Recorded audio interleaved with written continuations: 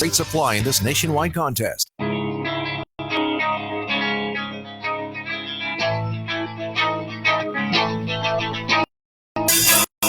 Beyond Reason Radio.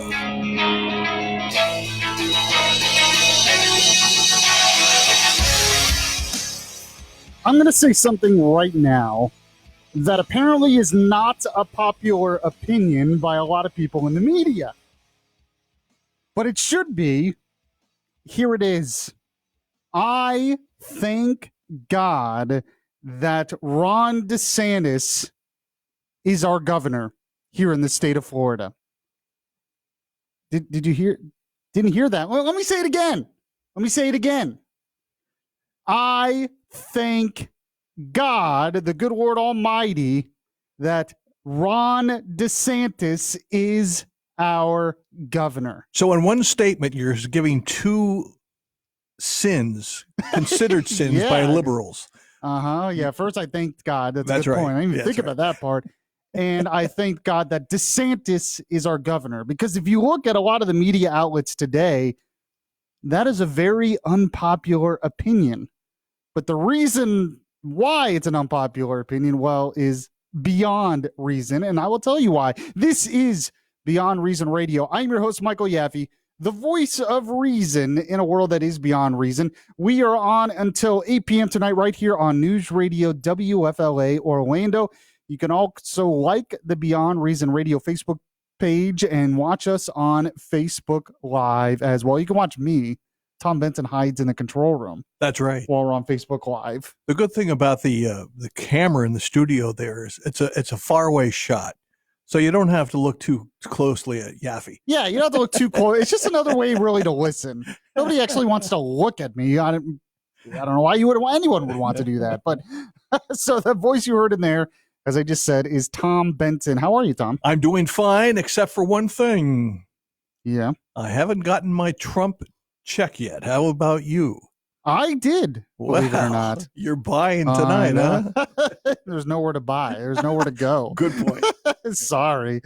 Yeah, no, I got it this morning. They said, I'm not sure why you haven't got it, because Chase, if you have Chase Bank, which I have, they said they were going to be giving it out today. Well, I checked several times during the 1 o'clock hour, and the site was down. Mm-hmm. We'll be back soon was the cute little message they posted. And, wow.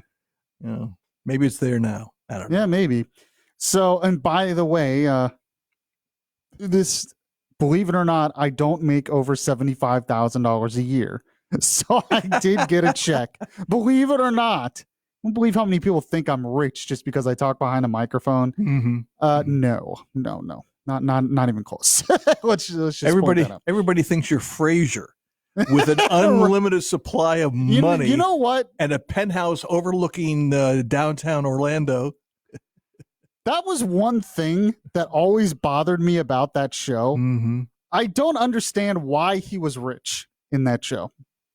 Where did he get the money? Because his dad in the show was like a retired cop. He wasn't rich. Mm-hmm. Mm-hmm. And his main source of income was doing a radio show. Right.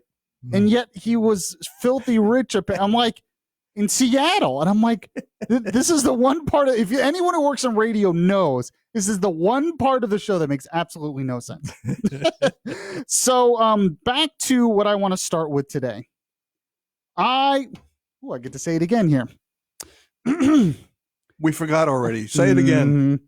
I thank God that Ron DeSantis is our governor. And there's a couple of reasons for that.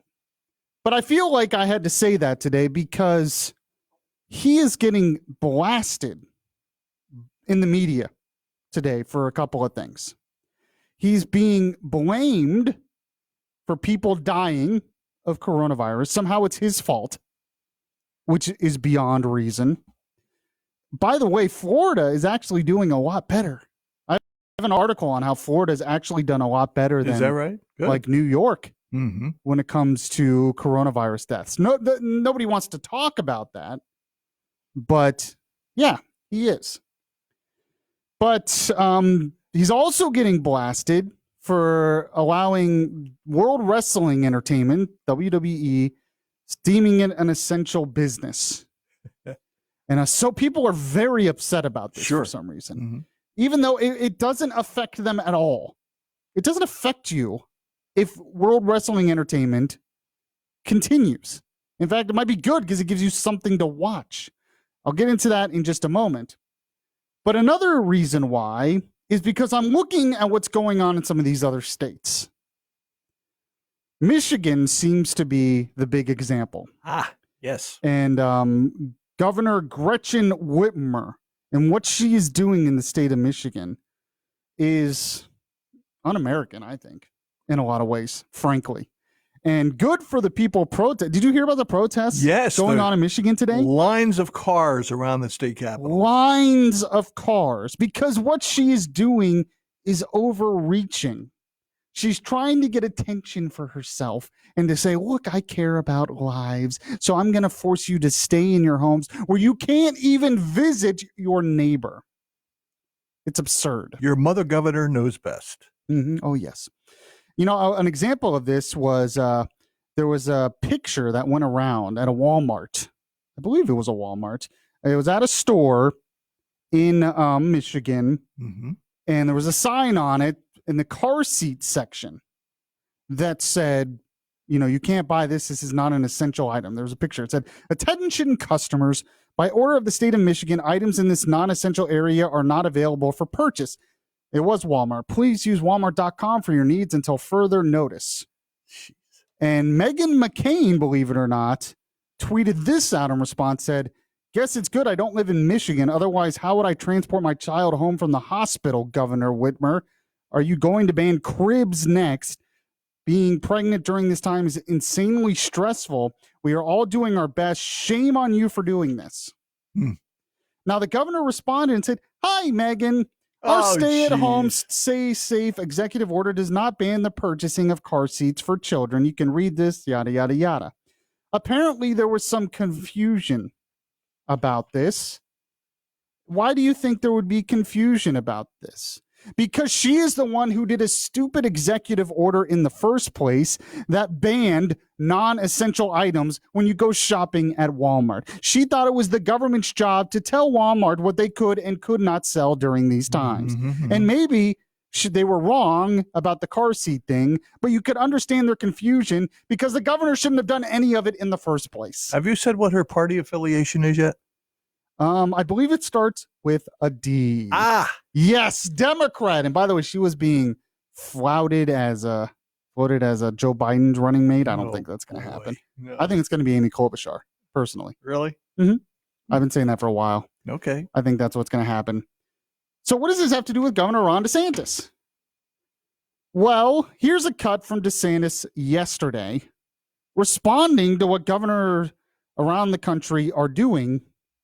And he said this. Just because there's an emergency, that does not give a governor unlimited authority. And you see some of the things that's going on throughout the country. You have people driving in a drive-through church service. They're not leaving their car. They're not coming into contact with anybody. They're turning on the radio. They're listening to a sermon, and they're getting fined by the government. I don't think that's acceptable. I mean, I don't think that you cannot deny someone a constitutional right if what they're doing has no impact whatsoever on this infectious disease. And the fact of the matter is, if someone drives their car, sits in a parking lot, listens to the good news and goes home, that has zero impact. So some of this stuff, I think, is petty tyranny. I think it's been a huge mistake. And what we've tried to do here is respect people. Obviously, there's a lot of inconveniences with this situation we find ourselves in. But to do things like that, I think some governors have definitely overstepped their bounds. Thank you, Governor DeSantis. I talked to a friend of mine today, and she said DeSantis is a hero. Wow. Thank you. That makes me feel better as a Floridian that our governor is not acting like a petty tyrant, as he said there, and going way too far with these shutdown orders, and actually is concerned about, our constitutional rights, our freedoms, our freedom to worship. He's not in a constant rush to take away our rights. And I thank God for that. It seems like everyone in the media, other than myself, hate him because they want him to take away our rights. Oh, why isn't he doing it? Don't you understand that this is a crisis? Of course, most of those people that are complaining still have a job themselves, are not really truly affected by this. And then they blast him, well, yeah, but the unemployment thing, the unemployment system has been a mess. The unemployment system was never meant to handle this many people. It was not built for that, okay? And Governor DeSantis wasn't the one who built it, and he's working to change it. But there was another thing that I saw recently where they were blaming DeSantis because at the beginning of this, he didn't close the beaches. But if you remember right, DeSantis allowed the local governments to make that call. What? How could he do that?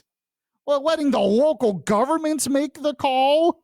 So instead of blaming the local mayors for keeping the beaches open, the local law enforcement there, no, it's DeSantis' fault. So DeSantis should have total power in the state of Florida. Yeah, but then those same people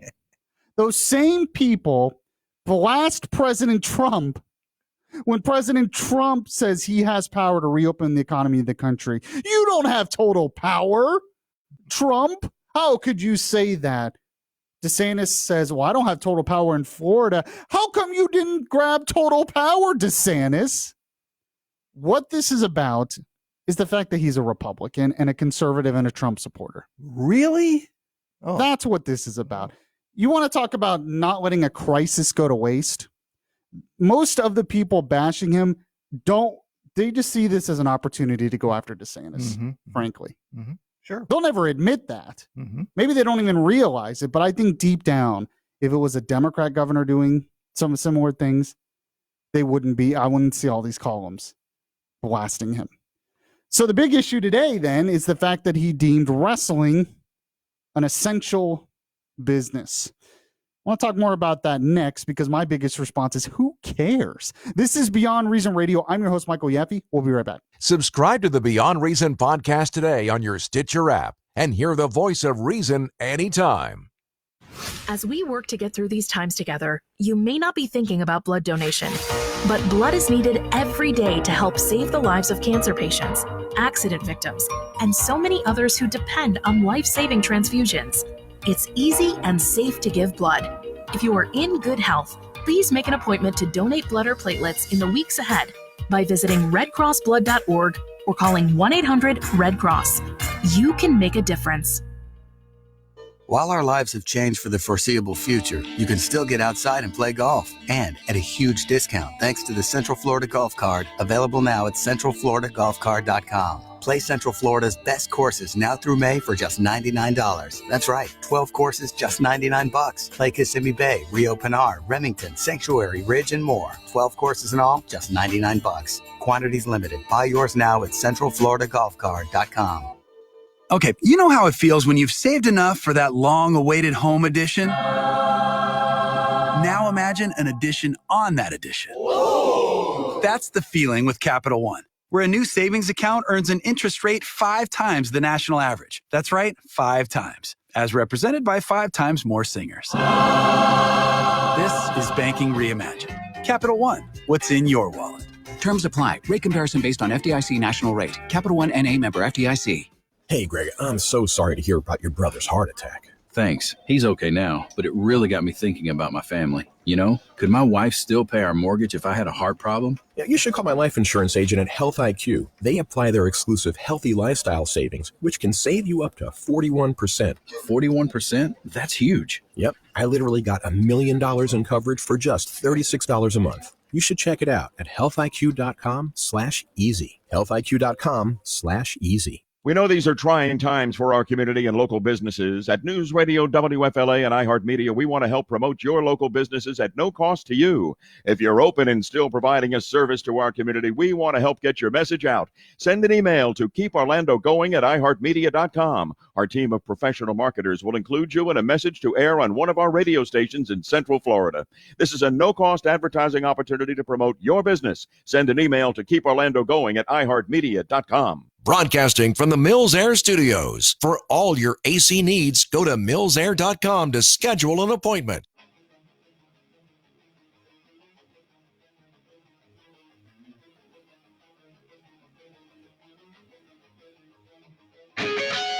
Your voice of truth in a world of fake news.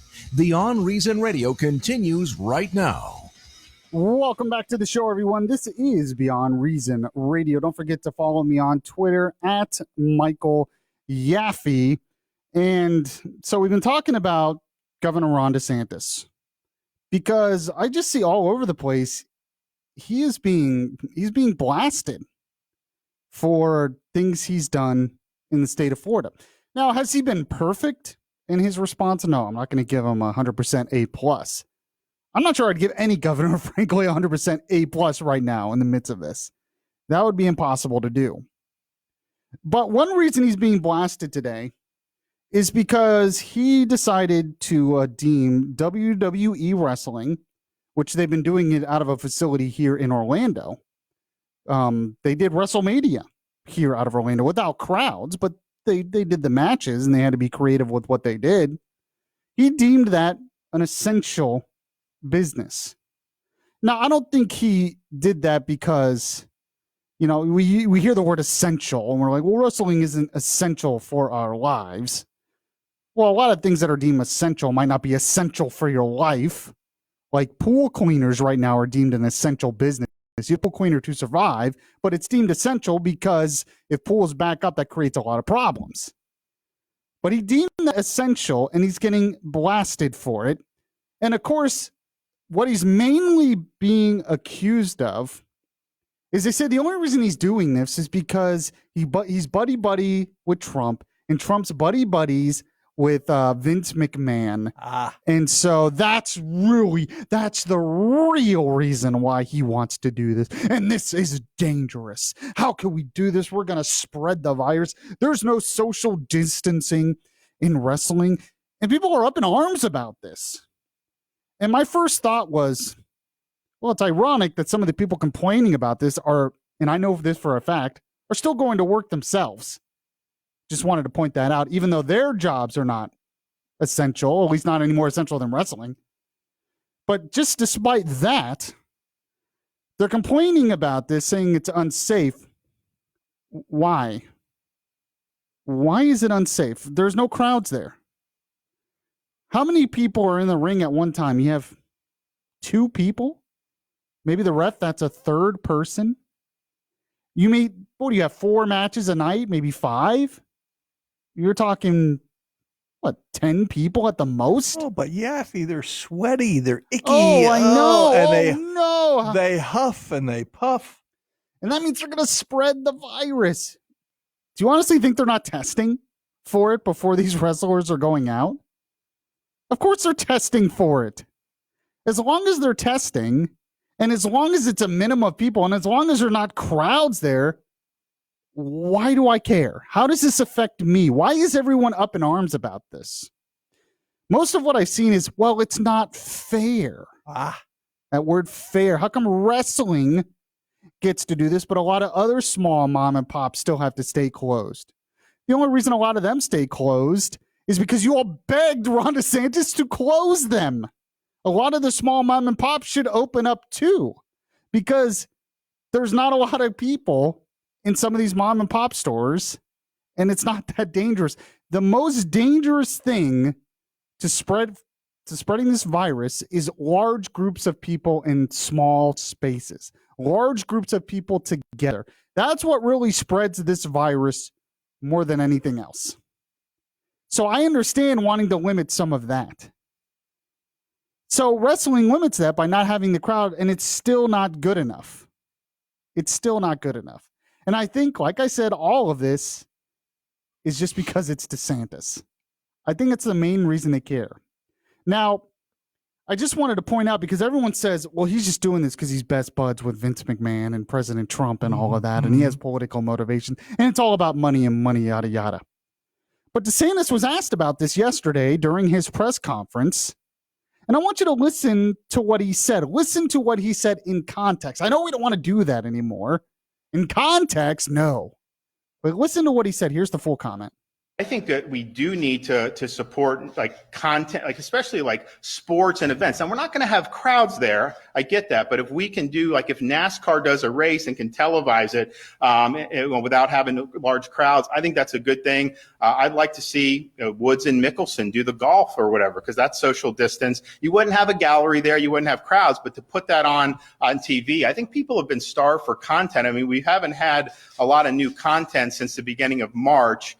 Here we are now, or the middle of March. Here we are, the middle of April. And if people are, being told to stay closer to the house, it sure does help to have some fresh things to be able to do. And I think people are chomping at the bit. I mean, if you think about it, we've never had a period like this in modern American history where you've had such little new content, particularly in the sporting realm. I mean, people are watching. We're watching like reruns from like the early 2000s, watching Tom Brady do the Super Bowl then, which is neat because he's going to be in Tampa, and I think they got a chance to win a Super Bowl this year. But I think people. To be able to have some light at the end of the tunnel, see the things may get back on a better course. I think from just a psychological perspective, I think is a good thing. So, how could he say that? What did he say there that was unreasonable? What did he say there that was so unreasonable? He mentions the fact that it's a good thing that we have some sports content that people can watch, and it can be done in a reasonable way so there's not large crowds and we're not spreading the virus to too many people. What's so unreasonable about it? He's just doing this because he's buddies with Vince McMahon. Correct me if I'm wrong, Tom Benson, but was wrestling the only sport that he mentioned there? No. No, he mentioned NASCAR. Golf.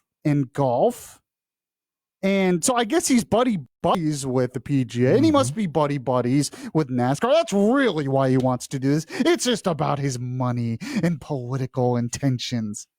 Or maybe he just believes what he said and actually gave examples of other sports wanting to do it. Eventually, we're going to have to reopen some things. Okay?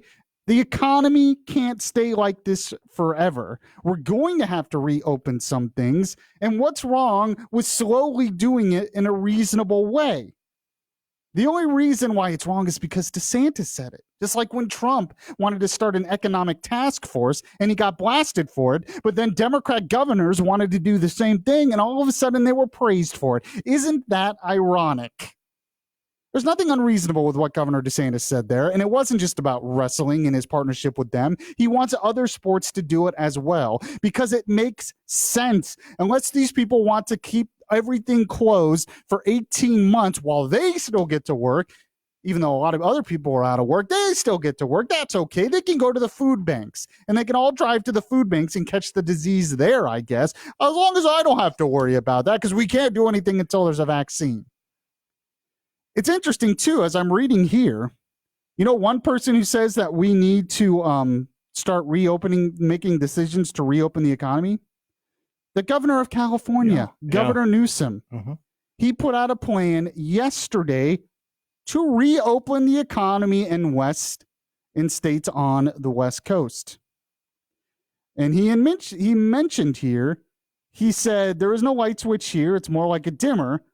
I know you want the timeline, but we can't get ahead of ourselves and dream of regretting. Let's not make the mistake of pulling the plug too early as much as we want to. He says, I don't want to make a political decision that puts people's lives at risk and puts the economy at even more risk by extending the period, yada, yada, yada. But he did say that there is a time when we need to start reopening the economy, and he laid out a plan to do that.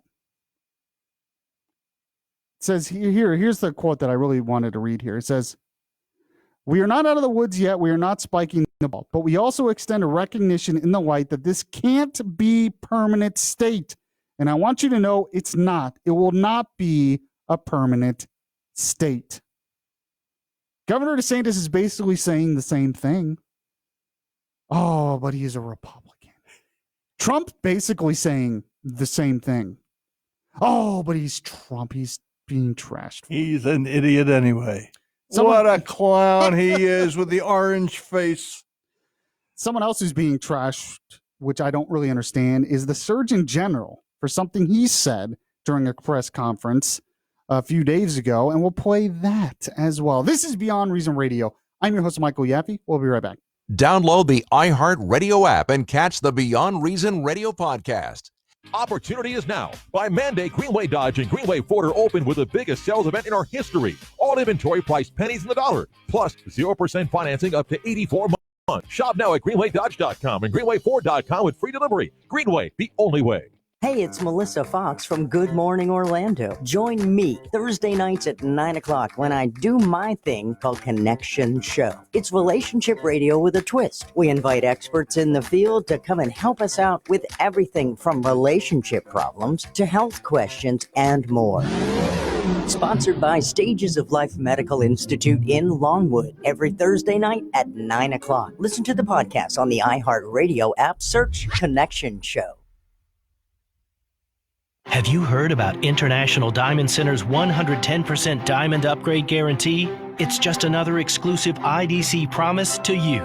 It works like this. When you buy any diamond at IDC and keep it for at least 1 year, we'll give you back 110% of your original purchase when you decide to upgrade to a larger stone. For example, you buy a diamond today for $5,000. When it's time to upgrade, IDC will give you $5,500 toward the new diamond. That's guaranteed 10% appreciation when you trade up. Think about it. IDC will give you more than you paid us for that first diamond. This is for any engagement ring center stone, as well as all diamond solitaire pendants and all diamond stud earrings. And it applies regardless of whether your original diamond cost $3,000 or $30,000. It's IDC's 110% diamond upgrade commitment, with no fine print and no minimum purchase requirement. Just another example of how we stand behind everything we sell. International Diamond Center. Get directions and store hours at shopidc.com. iHeartMedia supports Central Florida area businesses who are trying to manage through this COVID-19 crisis. These businesses are open and doing their best to provide a safe environment. Birds Custom Leather is open and serving Daytona Beach Friday to Sunday from 9 a.m. to 5 p.m. Visit facebook.com/birdsleather. WonderWorks on iDrive is offering $10 tickets to the attraction to be used when they reopen. Tickets are good for 1 year after reopen date and can be purchased at wonderworksorlando.com. California Pizza Kitchen is open for carry-out and delivery at Mall of Millenia and Waterford Lakes, with a current offer of $10 off of $40 through the end of April. Visit cpk.com for details. For more info on these businesses and more, check out Keep Orlando Going at iHeartMedia.com. That's Keep Orlando Going at iHeartMedia.com. The latest news and a place to talk about it. News Radio WFLA Orlando.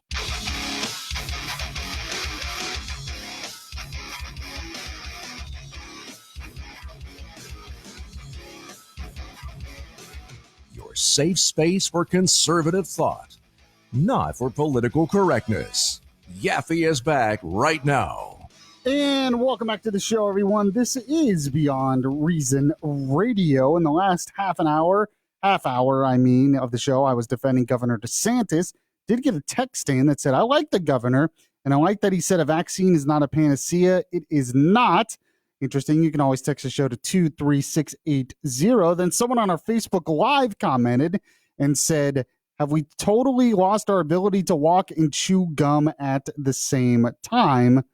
Talking about the fact that we could partially reopen the economy and combat this virus.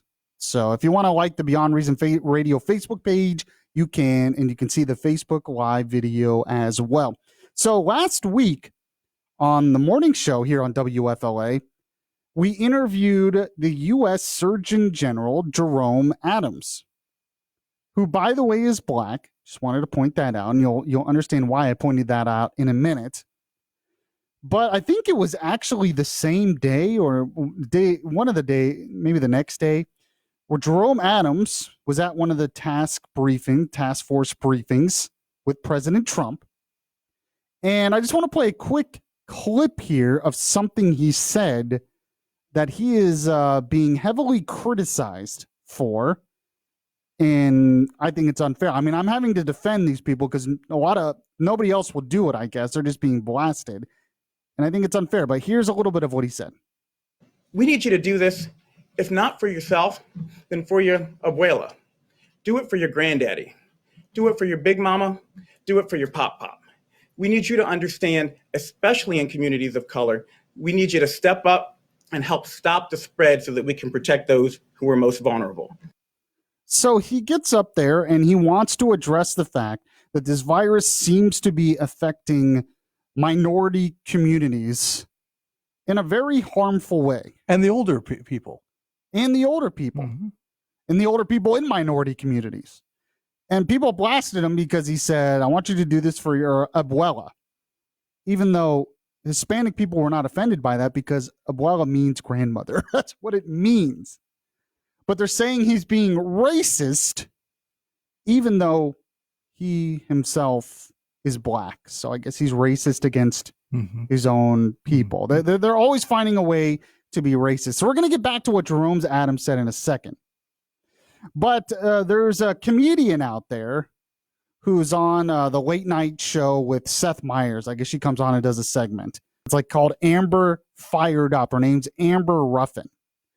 And she's black too, but she really went after the Surgeon General for what he said, basically calling him an Uncle Tom. Let's hear some of what she said. Fool, I know you did not just get up in front of your little white friends and blame the spread of the coronavirus on minorities. Damn. There is nothing this administration won't blame on people of color. I'm surprised they didn't give a press conference on Easter to point out the fact that the worst jelly beans are the black ones. Now, I could see this type of thing coming from a member of Trump's staff, but I did not see it coming from a Jerome, a Chad, a Tyler maybe, but a Jerome? You friggin' idiot. You are parroting classic right-wing talking points. If Billboard had a chart for racist talking points, minorities just don't take care of themselves would be number 2, right after never talk about the real root of the problem, systemic racism. Y'all, this man went on national television, flanked by the world's most famous racists, and tried to get minorities to stop the spread by saying, do it for your abuela, do it for Big Mama. Now, when he was talking to white people about it, did he say do it for Peepaw? Did he say do it for Gam-Gams? No, because you can talk to white people regular, but when you talk to minorities, you have to do an impersonation or we can't understand you. And reporters are like, black people are getting sicker than white people. Anyway, on to sports, but you can't do that because there are no sports anymore. But also, if you want to point out a disparity like that, you have to say what caused it. It's redlining, it's doctor bias, it's systemic racism.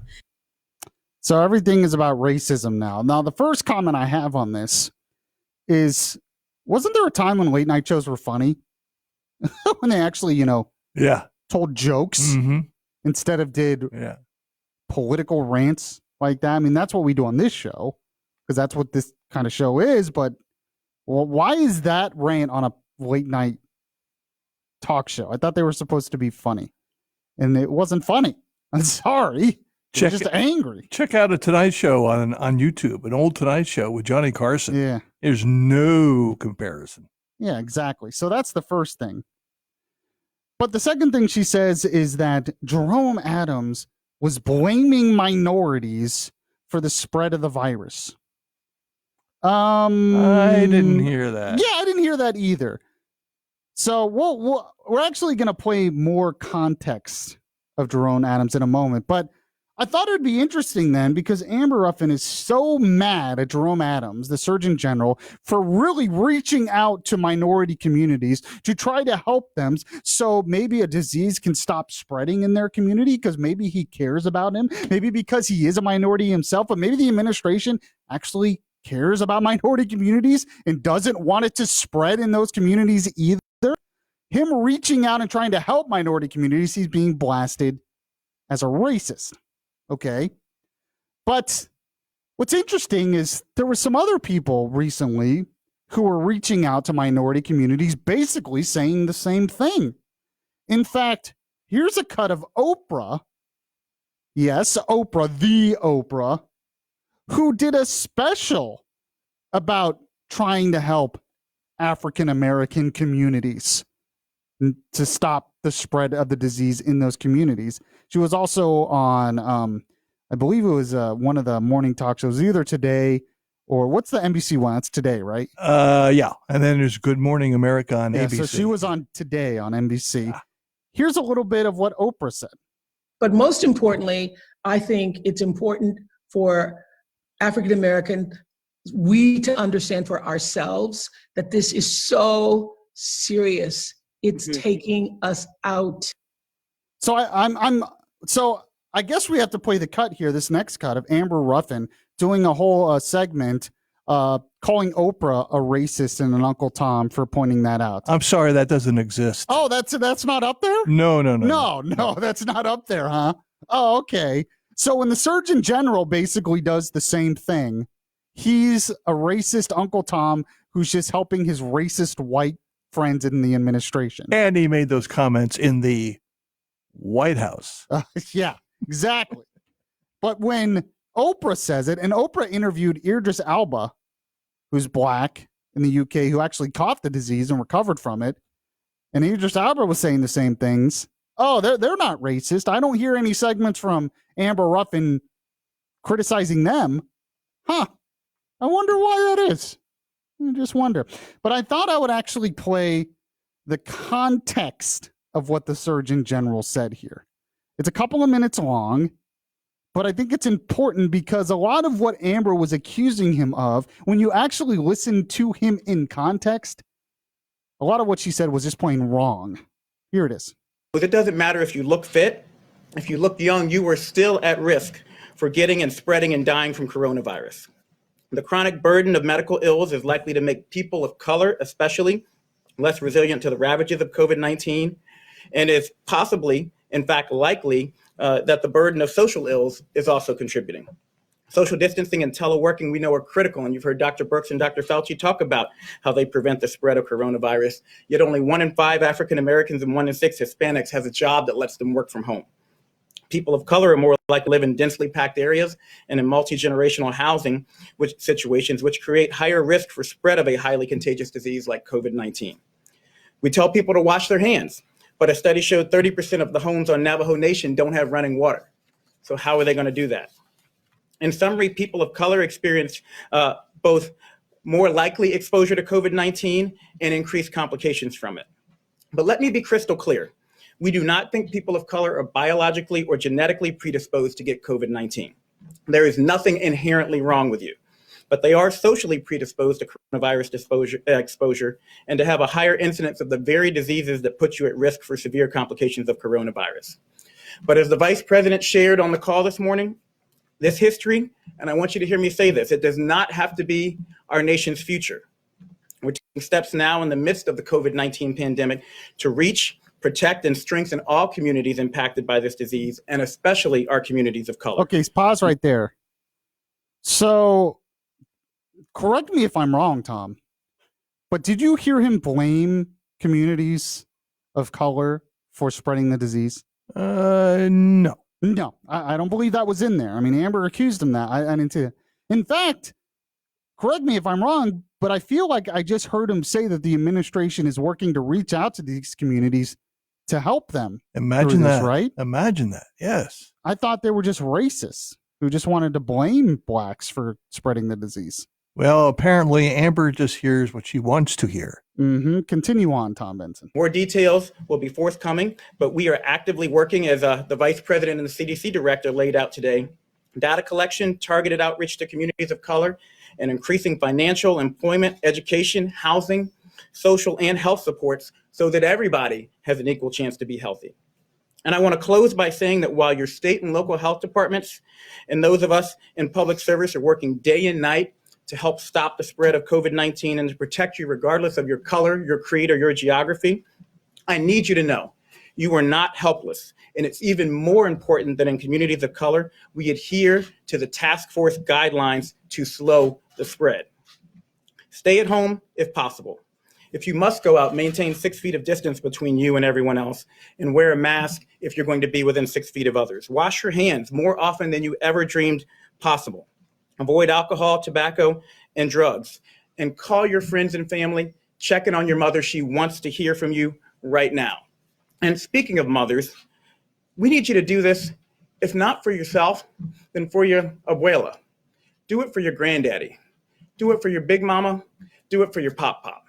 We need you to understand, especially in communities of color, we need you to step up and help stop the spread so that we can protect those who are most vulnerable. This epidemic is a tragedy, but it will be all the more tragic if we fail to recognize and address the disproportionate impact of COVID-19 and an array of other diseases and risk factors on communities of color. The task force and this administration are determined not to let that happen. It's amazing when you listen to it in context how different it is, right? I know we live in the soundbite world, but he just said he was reaching out to them to help them. And he said, we're going to try to help you. We're going to reach out to these communities because we know you're being disproportionately affected. But you're not helpless as well. How could he say that? They're not helpless? What a racist for saying that. It was obvious that he was trying to reach out to help them because he is one of them. He is a minority himself. And yet he is still being blasted for it. But as I mentioned, when someone like Oprah does it, oh, it's okay then. Yeah, well, she's not racist. This is Beyond Reason Radio. I'm your host, Michael Yaffee. We'll be right back. If you miss any of the show, you can download the Beyond Reason podcast on iTunes. This is Bud Hettinger. Amid the coronavirus crisis, some things you need to know about Safe Touch home security. First, Safe Touch is considered an essential service, so Safe Touch is open to ensure the safety and well-being of you and your family and your business. Also, you need to know that a Safe Touch system like the one we've had protecting our home for years is not only a security system, it's a health and wellness system. The Safe Touch two-way communicator serves as a 24/7 medical assist in the event that 911 is unavailable to you. Get a Safe Touch system for an elderly parent right now, and panic buttons can be placed throughout their home. Safe Touch cameras give you look and listen capability. Should they fail to move, you get a text message. Right now, any Safe Touch system comes with their amazing health and wellness feature for free. Safe Touch, your health and safety are all they do. In the coronavirus crisis, now more than ever, you need a Safe Touch home security and health and wellness system. Go to safetouch.com, state number EF233. Guys, waking up over and over to pee is not okay. But now, you can reduce those nighttime bathroom trips with the ingredients in Super Beta Prostate P3 Advanced. We're talking about less urges to pee at night, less bathroom trips during the day, and better bladder emptying. It's like taking 3 prostate supplements in one. You can try a full 30-day bottle of P3 Advanced, free. Just pay shipping and handling. No strings attached, no obligations, and no commitments to buy. This is a 30-day supply, absolutely free. Call 1-800-213-7497. Super Beta Prostate is the best-selling brand in major retailers like Walmart. But for this no-strings-attached free bottle, you must call now. Call 1-800-213-7497. Don't miss out on this unprecedented free offer. Call 1-800-213-7497. 1-800-213-7497. If you're injured, you need to hear this message. All law firms are not the same, and the law firm you choose can make a huge difference. So how do you choose which firm to represent you? I'm Mike Morgan of Morgan & Morgan. Here's my advice. Do your research. Find the firm with the most experience, the best results, with the resources and track record of delivering exceptional service. As America's largest injury law firm, we have thousands of employees, unrivaled technology, investigators, experts, and an army of over 500 lawyers across the country. We are everywhere for everyone. We have the resources to take on the biggest fights and the biggest bullies. Last year alone, over 2 million people like you called Morgan & Morgan in their time of need. And our firm recovered over $7 billion for our clients. So after an injury, who would you choose? Results matter. Reputation matters. Choices matter. There's only one, Morgan & Morgan, for the people.com.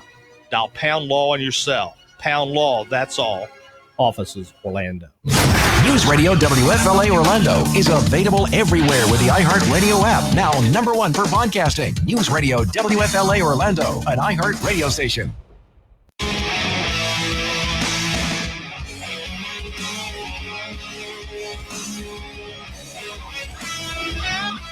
The place where we talk faith, culture, and politics. Beyond Reason Radio continues. Welcome back to the show, everyone. This is Beyond Reason Radio, Orlando's Smart Talk Radio. I am your host, Michael Yaffee. Don't forget to follow me on Twitter at Michael Yaffee. And Tom Benson in the control room during the break, you know, he has Governor Benson in there has a great idea to start reopening the economy. So what was your idea? I don't think I should mention no particular brands, but there are certain stores that don't get too much traffic, shall we say, from customers. So open them first. Do them a favor. Right. If you only heard it over the break, I guess that's a smart thing to do on the air. So there was an interesting article. The stores you mentioned, I really like, actually. I just wanted to point that out. I'm old school, I guess. I still miss Blockbuster. I'll just put it that way. Holy cow. There's a flashback for you. Yeah, I do. It's not the same going through your Vudu on your phone trying to find a movie. I miss Blockbuster. You mean you miss walking up to a clerk, asking for a movie, and have him check it out for about 5 minutes or so, and then say, "It's not here. They're all out." You miss that, huh? Yes, maybe I do. I don't know. I just liked walking around, seeing what was available. Have you renewed your membership lately at Blockbuster? No, I tried. It just didn't. It didn't let me do that. So speaking of that, now everyone watches stuff on things like Netflix, right? Interesting article here in the Wall Street Journal from Christopher S. Yoo. The title, Coronavirus Crisis Vindicates the FCC's Net Neutrality Rollback. I saw that, yes. Remember when the FCC chairman under Trump decided to start rolling back the net neutrality regulations and everyone freaked out? Ajit Pai, yes, his name. Everyone freaked out. This is the end of the free internet. Remember that? I do. Well, it seems like during this pandemic, we're realizing that that was actually a good thing, which people like me said at the time. In Europe, which did not roll back their regulations, are having more problems. Here it is. The widespread imposition of stay-at-home orders has underscored the critical role that access to the internet plays in modern society, obviously. Some countries have done a better job than others in deploying high-quality and robust network infrastructure. In Europe, networks have struggled to meet bandwidth demand, leading officials to ask popular services such as Netflix and YouTube to degrade the quality of their streaming video from high definition to standard definition. U.S. networks have faced fewer problems adjusting to the increase in demand. It's funny, when I listen to the Democrats in the debate, all I hear is that the government needs to invest more in broadband and stuff because the private businesses are not doing a good job. We need government to do it, of course. It says public policy explains the different outcomes. The European Union has embraced a heavy-handed regulatory scheme designed to allocate access to the existing network, while the U.S. has emphasized private investment to expand network capacity. Private investment? That means there's shareholders, and the shareholders expect the profit. They're not listening to AOC. I mean, yesterday we played AOC saying we need to get rid of the profit motive in times of pandemic. It says the U.S. has followed an entirely different strategy than Europe, of course. Rather than fold the internet into an outdated legal regime developed for a different era, the American vision concentrates on encouraging telephone and cable companies to compete by investing to increase their bandwidth. The only major deviation from this pattern occurred in 2015 when the Federal Communications Commission adopted a net neutrality rule, applying legacy telephone regulation to the internet for the first time. The agency returned to its longstanding investment-oriented policy in 2018. It says the demand for internet services increase. The European approach looks more ill-conceived than ever. It effectively treats the internet as a static commodity and prioritizes divvying up existing network over investments and improvements or expansions. The U.S. approach, in contrast, imagines a world where consumers gain from being able to enjoy higher quality internet services. American regulators want providers to have rich enough incentives to make expanding network infrastructure worthwhile. This has allowed the U.S. to meet the growing demand caused by the advent of smartphones, tablets, and bandwidth-intensive applications as videos and yada, yada, yada. And basically, what this has done by getting rid of some of the net neutrality regulations is that it has allowed more investment, and the U.S. has been able to keep up with it more than Europe, which has heavy regulations on the internet. We always hear how Europe is so much better with this stuff. Yes. And it seems like that's not true, at least according to this article. The U.S. and EU have seen dramatically different investment and utilization.